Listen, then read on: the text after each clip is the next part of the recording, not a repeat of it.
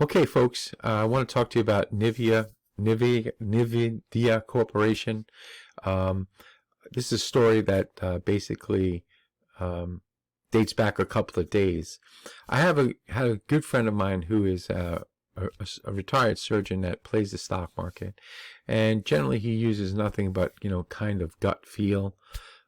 He also looks at price earnings reports, things like that, and he tries to make a good assessment of which way a stock is headed, and he buys them or sells them, or but primarily he's a buyer of stocks. He doesn't really short them, because he's got that mentality that you buy things, right? You don't have to go short. Anyway, as we look at this stock right now, a breaking of 406 really shows some strength to 415-ish, 416. Okay, just making that statement before, if this thing just decides to rally up hard, I made the call. But I have the monthly chart up right now because for some strange reason my daily chart is off. It's not right. But anyway, I suggested to the good doctor that he read Tower of Price and Forex Confidant, and basically try to incorporate some of those professional trading techniques with whatever he uses. It doesn't really matter. I mean, if he's using gut instinct, it's really difficult to constantly have consistent gains with gut instinct, because intuition, calls on you. You don't call on intuition. So you need some other way to get an edge on the market. But to make the long story even longer, he got involved with NVIDIA at 265 because there was a buy envelope on the dailies around that area.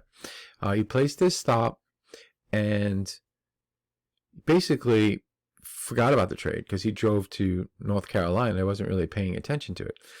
When he got to his destination, North Carolina, he realized he was making about $100,000 on the trade, and it was trading at the time at new highs around 396. The market shut down. He gave me a call. He said, "Well, what do you think about this thing?" Because every time I have these type of positions, the market turns around on me and I lose money. And he had a couple of losses that amounted to about $80,000, and he asked my opinion, and I said, if you want to know what the professional opinion is of this right now, and I don't know if you're going to really want to listen to it, because I know really what you want me to tell you is to take your profits, and I can't tell you to take your profits. Professionally, the best thing that you can do is you could set your stop loss or protective stop in at 323.91. And why I said 323.91, because it's the previous highs close, the high days close, or the high months close before the market fell off to 108.13. Okay, so that was the previous top. The market's trading above that previous top. Good trading principles would say that you should have been buying this thing around here, doubling up. Now, I know that's very difficult. It is extremely difficult to do, but that's what good trading principles would have said to do. You see, 90% of the people would want to take profits at 396.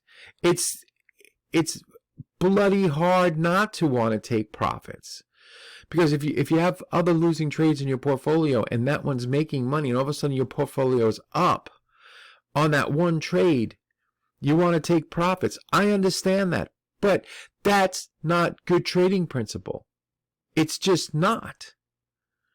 It's like that trade is working, so why would you want to take a profit on it? You want to cut losses as quickly as you can. When the market proves you correct, you want to hang on with both hands and your teeth. And that's exactly what I told them. Hang on to both hands and your teeth.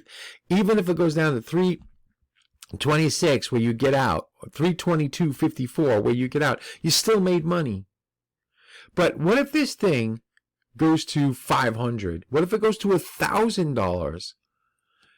I mean, you don't know. I don't have my crystal ball is in the shop, so I can't really say where it's going to go. I just know what good trading principles are. And good trading principles hurt.